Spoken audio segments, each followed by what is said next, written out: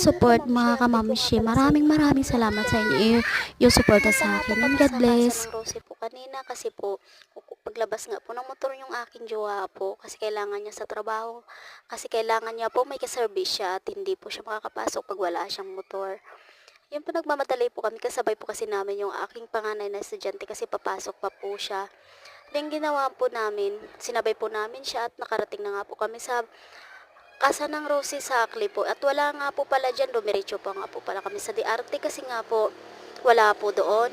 Kaya po nagmamadali po yung aming takbo kasi po kailangan namin magmamadali kasi yung aking anak po at wala pong magsusundo. Ayan po nakarating na nga po kami ng Rosie ng DRT po at nagpinumili na po agad-agad daw po nag-fill up yung aking jowa po. Ayan po yung aking mga kasama, yung may bata po at aking bilas. At kasama po namin siya at nilabas nga po niya yung kailangan na requirements. Ayan po yung aking jowa upo na nga po doon at nag-fill up po at kasama ko po yun. At kailangan ko po sumama nga pala at dahil ako pa ngayon kumaker niya.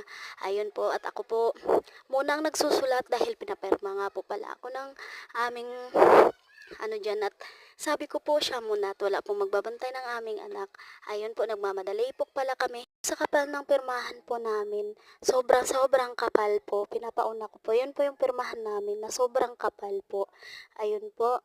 Meron pa nga po pala talaga.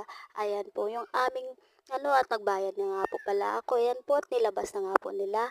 At pupunta na nga po pala kami pa uwi. Dahil po sa tanghali na nga po pala. At nilabas na po nila.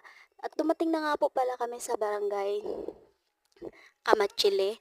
At doon po kami kumain dahil po gutom na nga po kami dahil tanghali na nga po. Ayan po, traffic nga po pala. Labasan na nga po pala ng mga estudyante.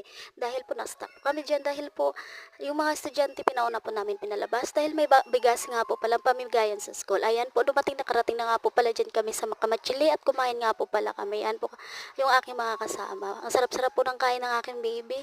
Hanggang dito na lang yung aking video. Maraming salamat sa nanonood. God bless. More video and more watching. God bless, God bless. Maraming salamat sa suportan nyo. Maraming salamat po sa lahat.